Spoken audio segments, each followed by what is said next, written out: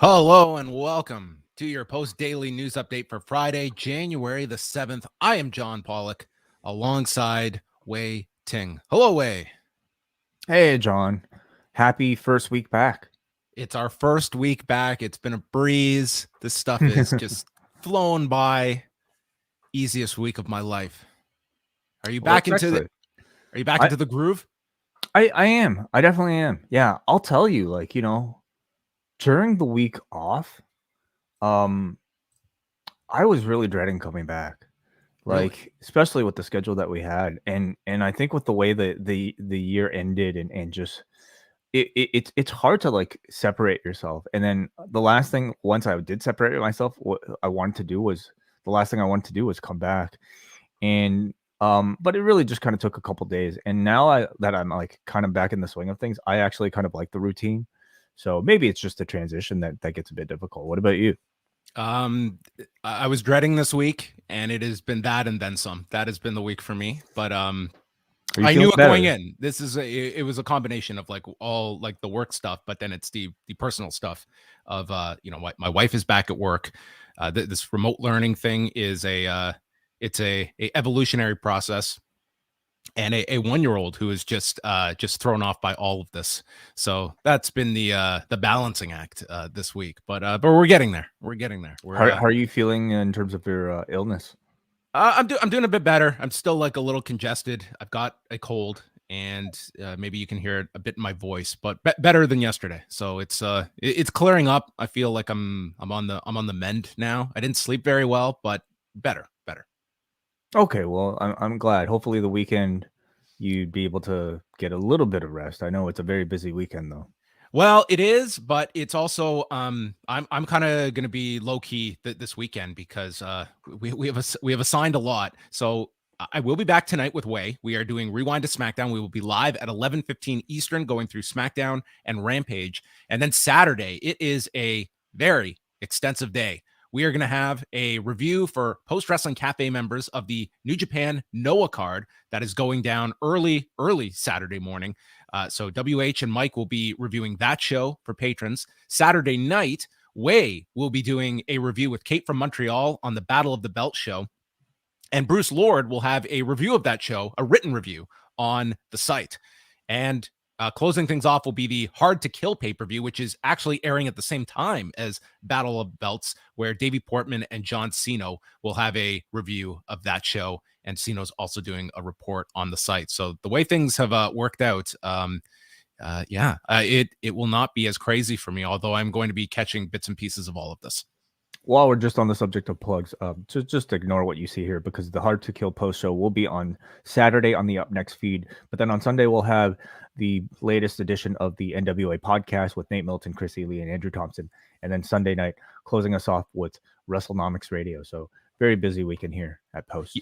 Yes, WrestleNomics is going to be going through the WWE cuts from the past week. They'll also talk about AEW's debut numbers on TBS that we're about to get into, and also New Japan returning to Access. So look out for that from Brandon Thurston and Chris Gullo on Sunday on the main post-wrestling feed. But we got a lot of items here, Wai, so I think we should dive into them, starting off with Dynamite on Wednesday night, their premiere on TBS, doing 1,010,000 viewers, finishing second for the night among all cable originals.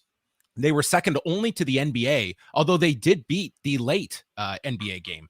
So their viewership was up 3.5% from the last week on TNT, the week prior, a 0.43 in 18 to 49, up 15.5% from last week. But they saw some big gains with its women's audience, 18 to 49, up 23%. The big one, though, was their 18 to 34 audience, as Brandon breaks it down in the viewership spreadsheet, a must view each week for those that are following television numbers. They did 132,000 in 18 to 34 last week. This week, 239,000, a gigantic increase in men in that demo, and a big increase, a 120% increase in women 18 to 34. So that was the demo that it was their fourth highest in the history of Dynamite in that demo. And we will probably get a clearer view probably after 3 to 4 weeks on TBS of what is going to be the new normal. How much was week one with all of the promotion, a huge title match to deliver? But Brandon has done great research on this. The lead-in factor, they are getting a much stronger lead-in with Big Bang Theory that does a much higher 18 to 49 audience that is driving people into Dynamite. How much of a bump are they going to get there? As well as looking at the whole Pacific and Mountain time zone, how it affected them. And conversely, like they saw declines in the Eastern time zone in those major markets too at a similar rate. So how much of that was necessarily just the West Coast versus, as you can see in the chart up there, it was, your central time zones that saw a much less of a decrease, but the others, including the Eastern time zone, they do not have that excuse of the time shift affecting things. Yeah, a really interesting set of data here. But I think if you're AEW and can we marvel at that chart for a second? Look at the color coding. It's look beautiful. at this. Absolutely beautiful. I understand this in like 3 seconds flat. I understand what that is the key of a chart. I need to understand it in seconds. Oh, he's brilliant. Absolutely. Brandon Thurston, we are talking about for people just simply listening to this. Subscribe to the WrestleNomics Patreon where you get a beautiful sheet of all of this information after every single significant TV broadcast. But just follow him at the very least at Brandon Thurston for just all of this stuff that perfectly captures the entire past, I would say, year of these trends of what these numbers are. So often we talk about, okay, like increase between this week and that week. I mean, it really, I think, it deserves better perspective to see at large what these numbers mean. And I think these charts, as you say, very quickly convey a lot of great information. So anyway, yeah, if you're AEW, if you're TBS, I think you're probably quite ecstatic about the way that they launch on this network. And it's a terrific number to debut a young audience too, like that 18 to 34. That's a great achievement for them. And beating out the NBA game, like they lost to one NBA game but beat the other, like number 2 for the night. There isn't a whole lot to criticize about this number. And beating Raw, which did a very good number on its own in 18 to 34 this week. That's right. They beat them. Not only did they beat Raw this week in 18 to 34, this week's Dynamite number beat every Raw and SmackDown 18 to 34 number in December. So that like 0.34, I like triple check this going back and forth. Like this was some kind of a mistake because Dynamite does not do this level. As I said, this is their 4th highest ever in Dynamite's history. And it's just like last week they did a 0.19 in that demo on TNT. Yeah, incredible. I mean, this is a lot of hype around this first match or first TBS show, of course. Hangman versus Bryan is about the biggest match I think you could have put on any of your shows, and they chose to do it there. So it's going to be an inflated number, and I don't expect necessarily this to continue in the weeks to come. But ultimately, yeah, it's going to be the trends that matter, but as far as the first step goes, I don't think they could have asked for a better outcome. Okay, we will circle back to AEW later when we talk about Rampage. They're going to have some news on that show tonight. But we go back for the 3rd straight day to talk about the WWE cuts. Fightful reporting the latest one, Samoa Joe cut yet again by WWE. And he did put out a message kind of just quickly reflecting on his time there. And man, this is someone that he puts out a really... He put out as positive a message as one could, that I could not imagine the level of frustration if I'm Samoa Joe of the just process that this guy has gone through. And I'm certain that there is probably a lot more to this of him being cut. Then he's suddenly rehired and assigned to NXT. He's in this big program. They put the title on him, abruptly taken off of television. There's that promo he cuts where he certainly indicated in his promo, I'm coming back soon. And there was obviously no plan for him to return. And we saw in that recent tryout video that like he was there working with Regal doing the tryout in December. So he was working and then let go. So, Joe, just add another big name to the list of ex-WWE personnel / talent that is now on the free agent market. Yeah, again, much like the cuts that we discussed yesterday, not a surprise. I think given the state of things, it was pretty apparent several weeks on after 2.0 that this was not going to be somebody who was going to be utilized in an in-ring capacity. And if you're not going to do that,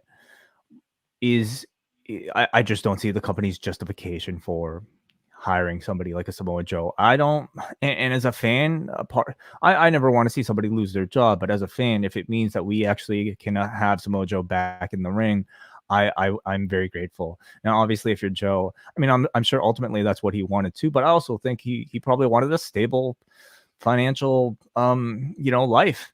And Like it seemed like this move to NXT was not so much so he could be on camera. This was more so for a like scout coaching type of role. well, Was going to have. do you think that was the initial plan when Hunter brought him back though? I think that was the idea, was that, you know, he would have this on-screen enforcer type of role and do a couple matches a year, but it would primarily more so a behind-the-scenes role that they were going to have Joe involved in that sense. That would be kind of his full-time job. Right. And I mean, at his stage of his career, like you have to think about the future. Once you're 40, late 40s, once you're 50, what am I going to do in this industry? Um, I would love it if he was still wrestling, but I mean, uh, I'm sure he was looking towards, some sort of mentor coaching role that there unfortunately isn't a whole lot of right now in the industry. So, but again, like, of the list of people that are cut, like, he's immediately at the very top of free agency if he chooses to enter himself in right now. I mean, again, we bring up AEW every single time. It has definitely gotten to the point now where even if you're Samoa Joe, I wonder if there's room for him. I wonder if there's room for him on the roster. I wonder if there's room for him in terms of salary in the company. But if you're not AEW, there are so many other markets and so many other promotions that I think would love to have him. Of course, he would benefit everybody. He could immediately main event any show. But what if Gabe want? Sapolsky is able to work out some agreement with AEW and he gets to run an ROH nostalgia show WrestleMania weekend with all the key people that are now out there? John, you kid, but there is a Ring of Honor that is looking to come back with a bang. They're looking to maybe have a fresh coat of paint in terms of change of direction up top, and you have, I think, two of the biggest names of the glory days of the Ring of Honor era that are free agents immediately. So I think that would be a wonderful idea. Does it fit in with St. Clair's plans? Does it fit in with the budget that they might be allotting to this rehash of a Ring of Honor? I don't know, but I think it's a great idea. The elephant in the room in all of this is Paul Levesque, and I think at some point, like, you have to have a real look at, like, this is as public a denunciation of someone's vision and entire framework that they spent years building that saw success.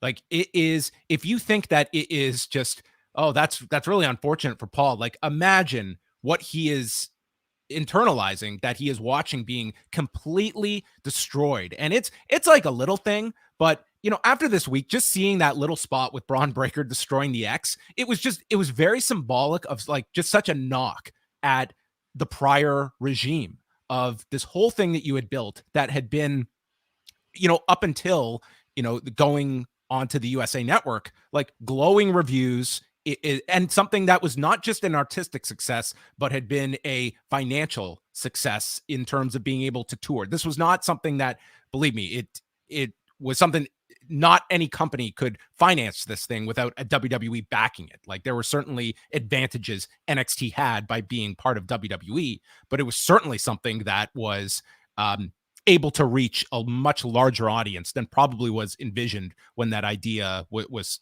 just germinating years ago, and what it had become. It is that vision of Paul Levesque's that led to a performance center. And where is this company during a pandemic if that performance center is not built?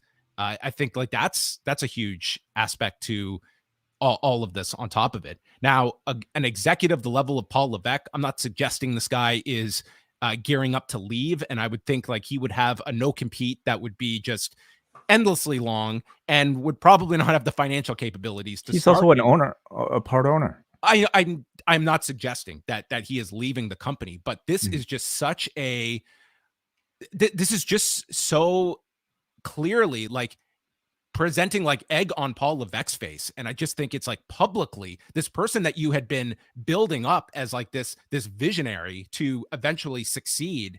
And this is just such a demotion of Paul Levesque, even without saying his name with any of this. Like, this is taking every piece that he built and taking it apart over the course of this year. Yeah.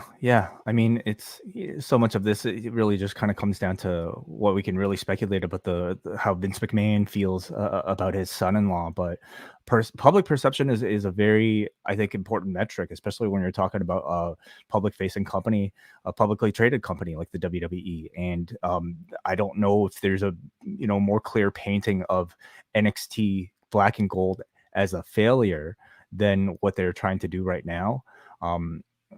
Like we won't really know, but I mean, all signs seem to point to the Black and Gold going up against AEW as really kind of the shift in tone in how the WWE and Vince in particular might have perceived Triple H's contributions.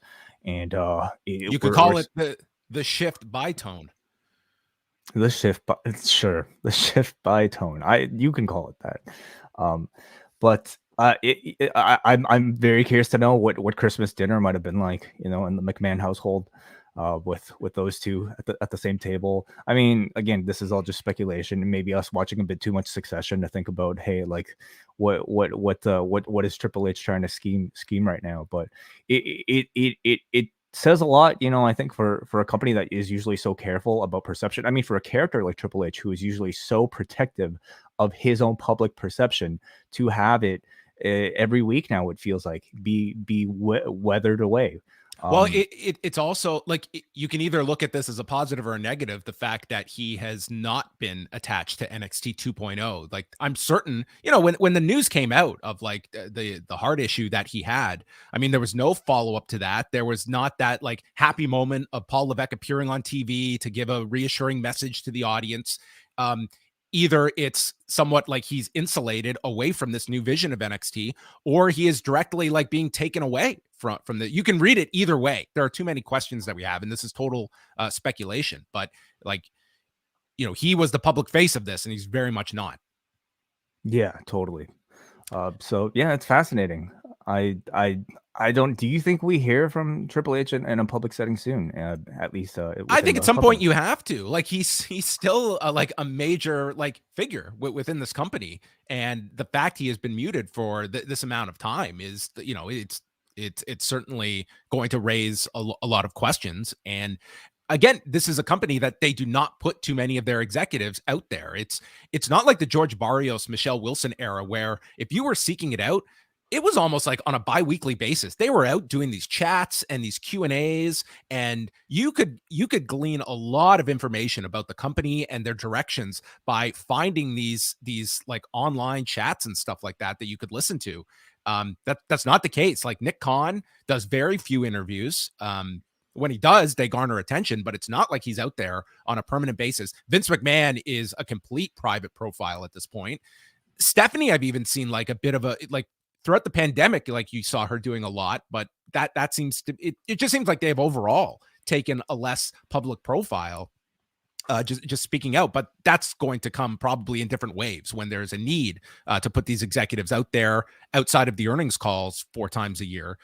Those will happen. But these are questions, and I don't know how much there are those in the media that have access to these very elusive interviews that are going to be asking these types of questions, or getting any kind of really transparency on like this major story that's obviously playing out behind the scenes. Yeah, will be interesting to see, in the next year, how this relationship might change. Next month we are going to get a premium large event in Saudi Arabia.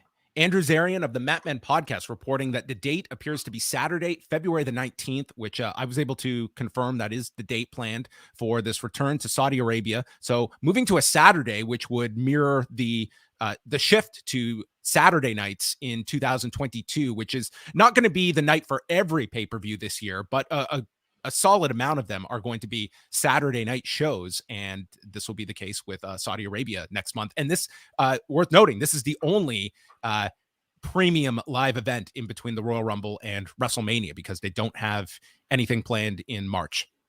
Okay, so no Fastlane. No. When they put out the calendar, it was just February was like to be announced, and we knew that was going to be Saudi Arabia, and then we go right to WrestleMania. So this will happen the 19th, and then in theory, you've got like 7 weeks until WrestleMania. Yep, sounds about right. The timing of these are always kind of interesting to me because they try to make all of these Saudi events, and I guess justifiably so because of the amount of money that they're given. But they try to make them WrestleMania level events with either surprise appearances. Do you expect any big name to return so quickly before a WrestleMania where you are expected to have the same? Well, for sure, I think you would anticipate Lesnar wrestling on this card. We know that Bill Goldberg has one match left, and I could certainly see Crown Jewel being that match. If you're picking between Crown Jewel and WrestleMania, I more so see Goldberg being on that Saudi Arabia card than WrestleMania. I would certainly see those are probably your only two candidates for him to have that last match. And then the question becomes if they want to continue doing business with Bill Goldberg or not. But beyond that, I don't know how many big names you have that are at your disposal that you could bring in beyond, your celebrity involvement, which, there's been no indication of that. Right. We actually just talked about it, but Walter also, finishing up with NXT UK to come over. So it looks like we'll be making a permanent stay over here in the United States. Yeah, in NXT. Of course.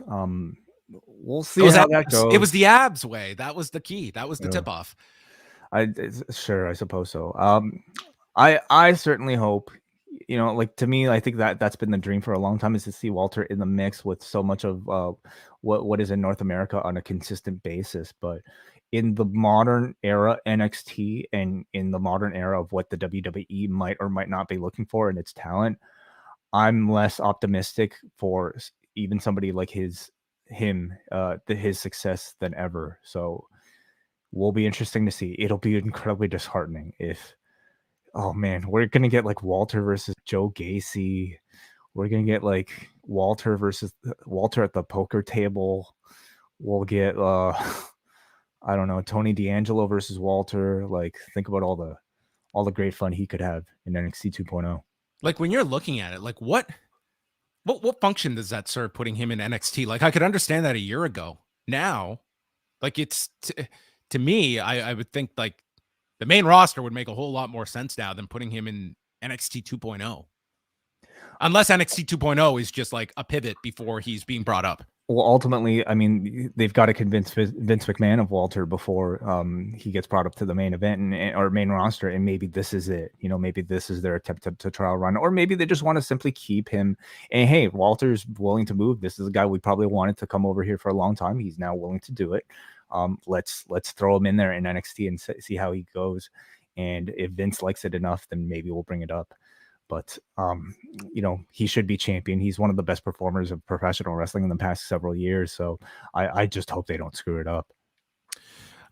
We have, maybe this is going to damper my reaction to that Tanahashi Kenta match. Kenta just got brutalized in this match. New Japan posting the injuries that the performer sustained, including a dislocated left hip, a broken nose, tendon damage in his finger, and severe lacerations to his back. This was obviously a very violent match, and I would imagine that the lion's share of these injuries come from that spot, getting knocked off the ladder, and you just saw him just fall like several feet and just land what appeared to be face first into this trash can, and was instantly bleeding from that. Really nasty fall where it just looked like he had no control of himself upon the landing. And so he is off of Saturday's Noah card, where he was going to team with Kazushi Sakuraba and Takeshi Sugiura, and he will be replaced by a mystery wrestler that has not been announced as of yet. But we obviously wish him a speedy recovery, but that's, man, a dislocated left. Yeah. You might have broken up a little bit there, John, so I might not have fully gotten that. Are you? Oh, I am. I was just going over the and that he's probably going to miss some time as a result of these. Right. Yeah. It's I hated this match. You know, I know you enjoyed it. I've read plenty of reaction online from people. I mean, I think Meltzer gave it 4 stars, which like whatever. It's like it's just opinion, but I just thought it was awkward as hell, and ultimately not worth it in my opinion. You know, the man spent a long time setting that ladder up, John, and how um I don't know, ironic that despite all that, he suffers a really terrible injury. So I just think it was really poorly planned. I feel terrible for him and his recovery. And this Noah show, I think a lot of the attention was going to be placed on him as somebody who is the biggest name from that company that has joined New Japan Pro Wrestling.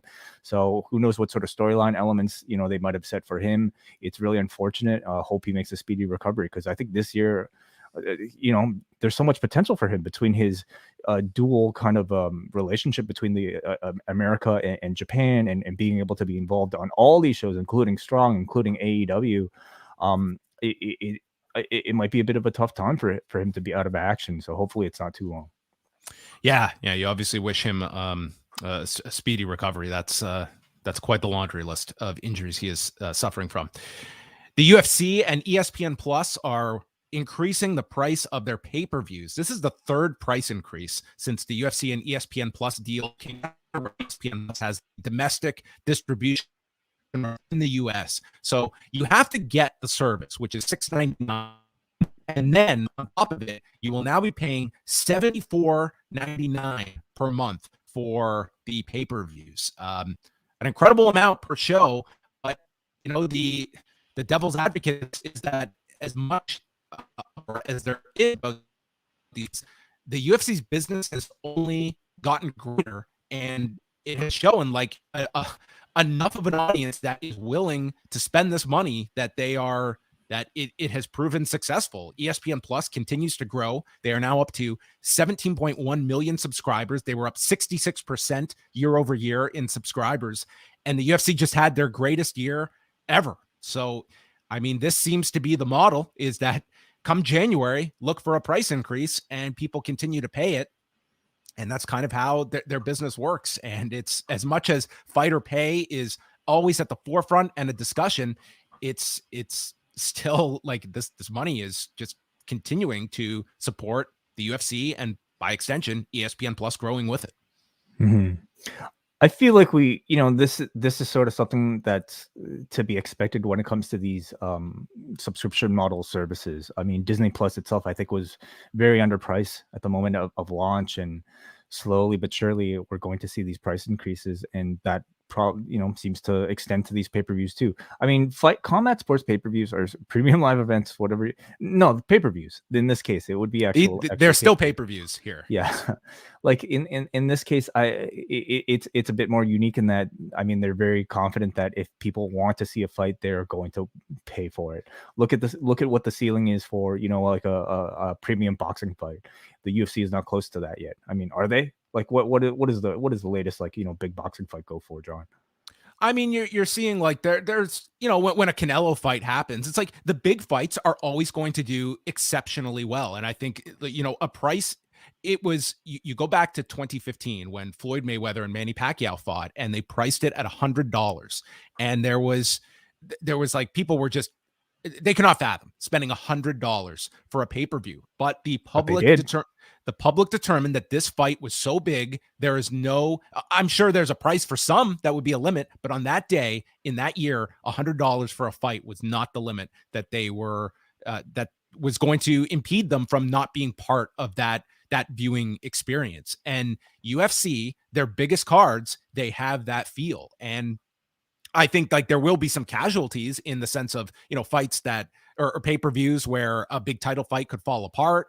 And the fact is, UFC, no matter what fight they put, like, they're getting a guaranteed amount per pay-per-view. This is a tremendous situation for UFC. They do not have to live and die based on how a pay-per-view performs. And yeah, some might do well, some might not do as well, but this has lifted ESPN Plus to a tremendous degree. The UFC has been invaluable for the growth of that service, in particular, Conor McGregor being, 2 fights last year. He'll probably get he has 2 fights remaining on his UFC deal. So you can guarantee, I would say at least one Conor fight this year. And you're seeing like a Kamaru Usman and Colby Covington pulling in what was reported around 700,000 buys. Like when Kamaru Usman and Colby Covington are doing that, like you are creating new stars in all of this. Your Jorge Masvidals that you can put into big scenarios, Nate Diaz.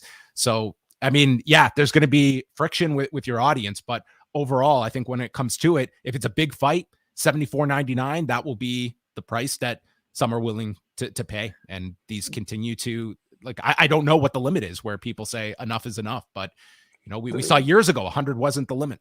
The friction comes, at the moment of announcement. And when it's time to, when it's the weekend where everybody's talking about the fight and you're missing out because you don't want to pay the extra $5, I'm willing to bet most people who have already ordered these shows in the past aren't going to blink, and order the next one.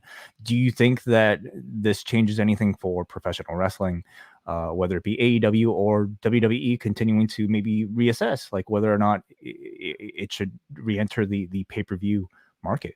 Well, WWE has kind of put themselves into this corner where for the next the length of this deal with Peacock, like that deal, it guarantees them that revenue per year that they want to drive people towards Peacock.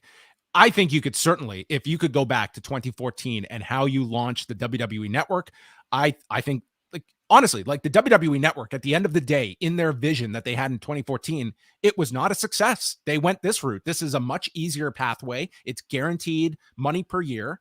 But you did get out of the pay-per-view business, which is something UFC launched Fight Pass a month before the WWE Network. But what they did was, yes, we're going to do some Fight Pass original shows, but we are not getting out of the pay-per-view business. And that was a great decision by the UFC.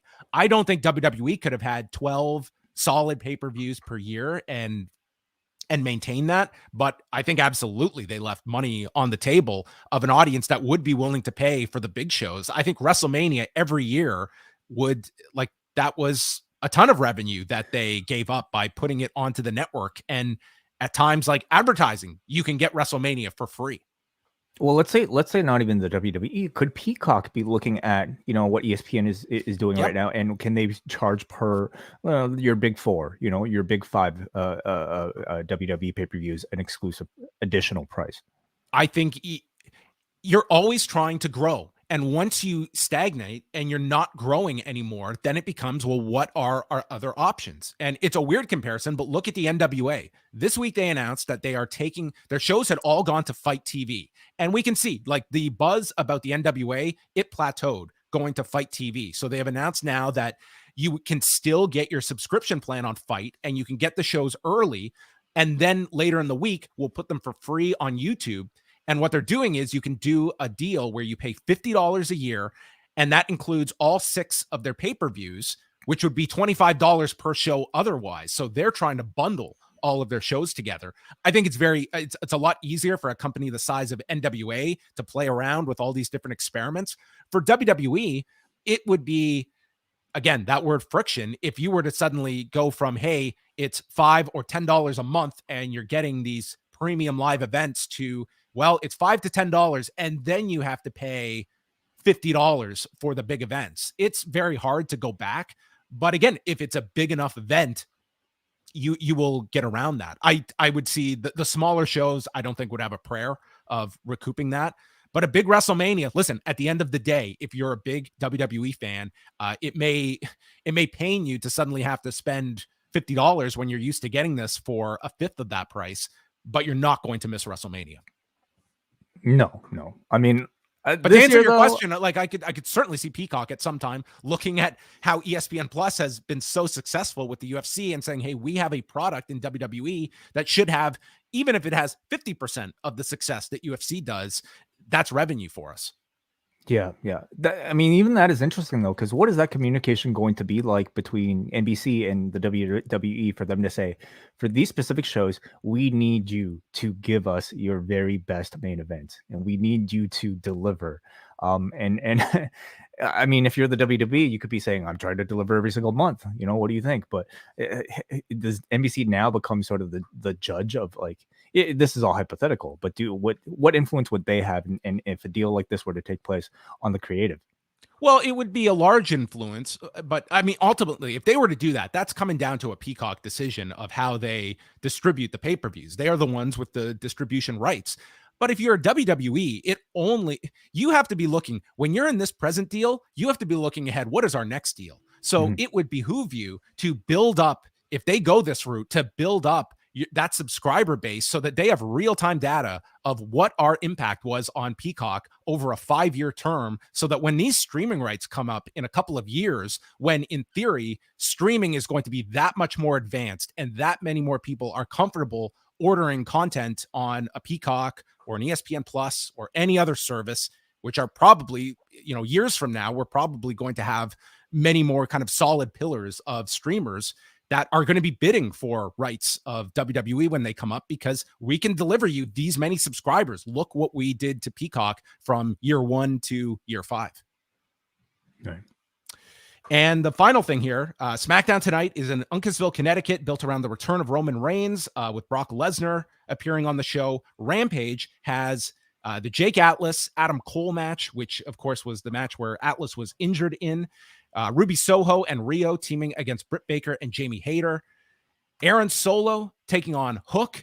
And then the main event of 2.0 and Daniel Garcia against Eddie Kingston, Santana, and Ortiz in a no holds barred, no DQ, no rules match. But they have announced that there will be a change to Saturday's Battle of the Belts card due to a medical protocol. They have not stated which match will be affected, much less the performer, but will announce the change on tonight's show.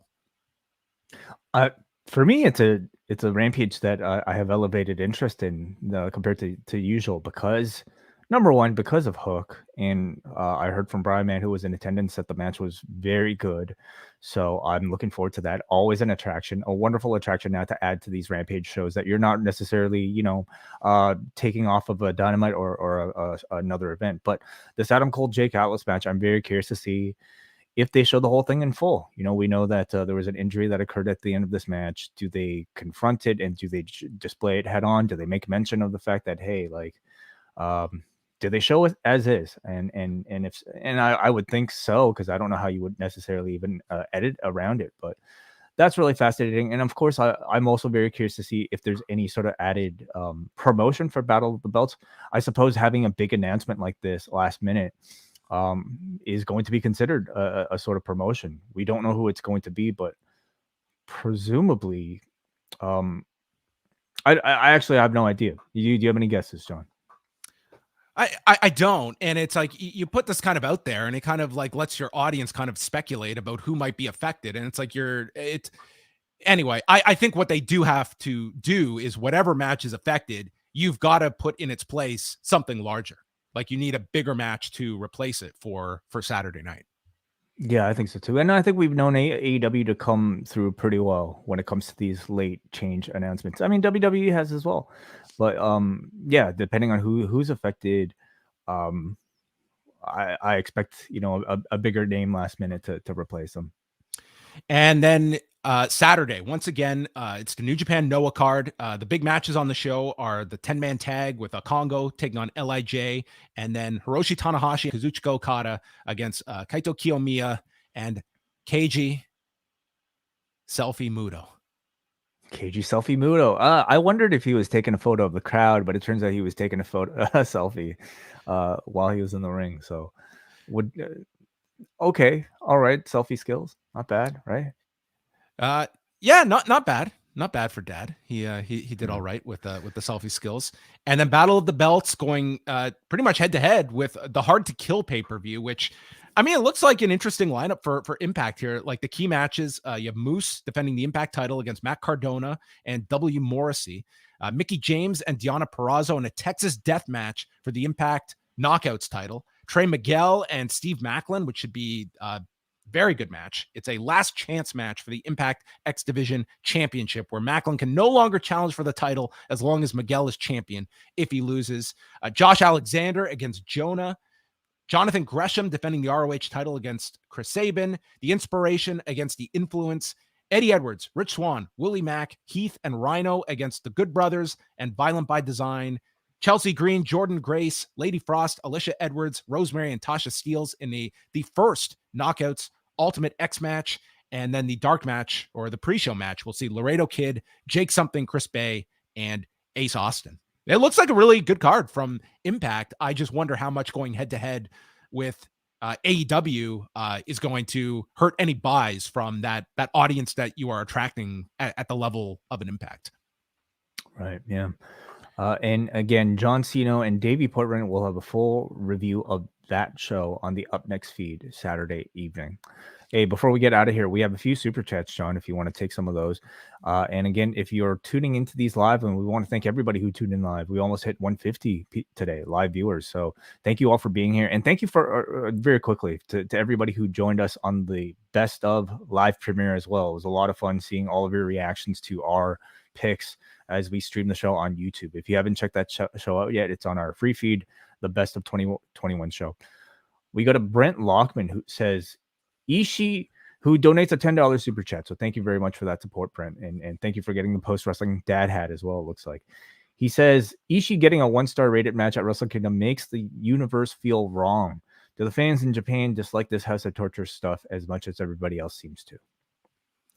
I would have to think so. We haven't surveyed everybody in Japan, but I think many people don't enjoy it. And I would say, like, it's the universe being right. It was a terrible match. Like, how else can you really sugarcoat that match? It was a bad match, whether Ishii was involved or not. It was more so astounding that it was so bad with Ishii involved. By design, the group's antics are meant to aggravate the audience, and so I suppose the intended result is for people to hate it. So in that sense, you can say it's successful, but I mean, it's a questionable creative decision either way. Why would you want to aggravate so many people, especially at the end of the year show? How about Kingdom? Isn't it not a flawed concept that this is designed to generate heat from an audience that cannot provide heat for you in this with these protocols?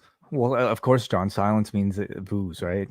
As they tell us, but nonetheless, it's like at the show, at the culminating show of the year in Wrestle Kingdom, you would expect whatever antics and whatever heat that they generated throughout the year to finally meet its end, and for the hero to somehow just overcome.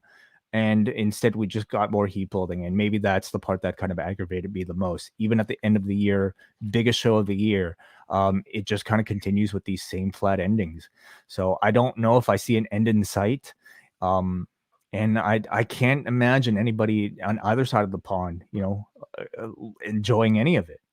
It's every match though. Like, it's not even like it's once in a while. Like, it's just, how could you not be tired of it? Even if, like, you're open-minded and enjoy some of the characters involved, or you like that kind of thing, it's every match. And it's just, if you are understanding your audience and you have Ishii in a big singles match at the Tokyo Dome, what are they expecting? They want a great match, and you're not delivering that to them. Fine. And the consequence for that is that you're going to get a negative response because the audience is deprived of what they want to see.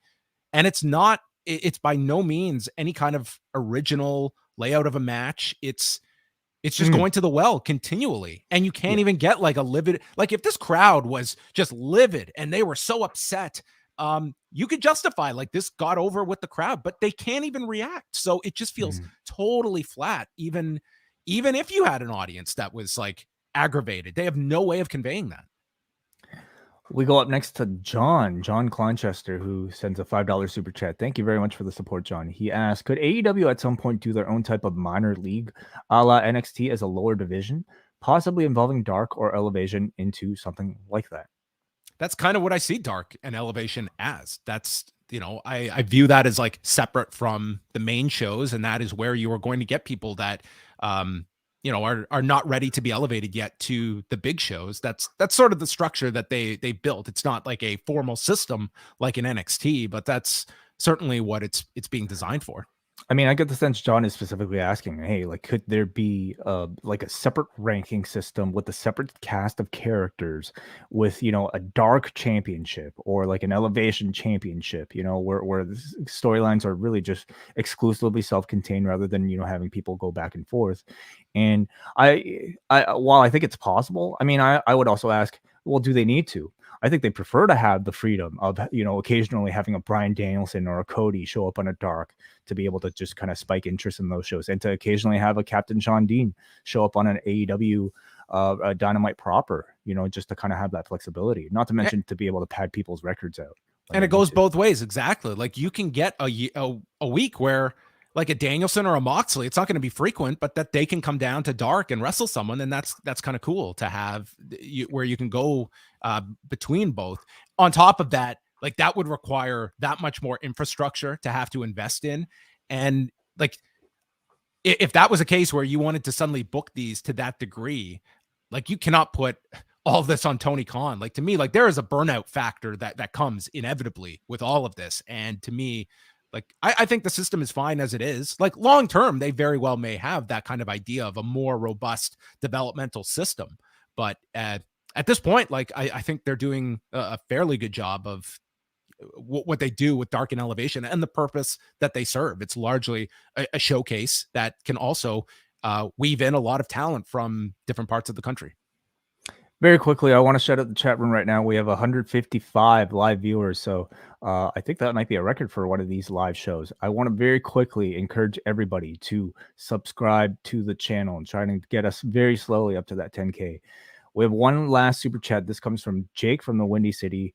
$5 super chat. Thank you as always for the support, Jake. He asked, planning to check out more Noah this year. How is the Wrestle Universe as a streamer overall compared to New Japan World in terms of value and user experience? Have you had any experience with Wrestle Universe, John? Yeah. I subscribe to both. I find Wrestle Universe, it's very easy to use. And on top of it, you're not just getting Noah, you're getting Tokyo Joshi Pro, you're getting DDT. So it's like multiple companies that are housed within Wrestle Universe. They're using English commentary more often now for the shows as well. So it's, to me, I have had no issues with Wrestle Universe, like just in terms of like basic navigation. It's fairly simple to use. We should remind people though, this Saturday show is not going to be on either Wrestle Universe nor New Japan World. No, on Saturday at least. No, I'll have the link in my update today, but it is a pay-per-view. It's about $35 US to buy this show. It will have English commentary with Chris Charlton and Kevin Kelly, and then it will appear on both streaming services 7 days afterward. So if you want to wait, you have to wait a week until it shows up on the both Wrestle Universe and New Japan World will have the show. So there you go. Mark Buckledy will have a report on the show. And then again, Mike Murray and WH Park reviewing it for members of the Post Wrestling Cafe. So we went long today with the Post Daily News Update, but there's a ton of news going on going into the weekend. And we're back tonight, 11:15 Eastern with Rewind a SmackDown. That is it. Goodbye.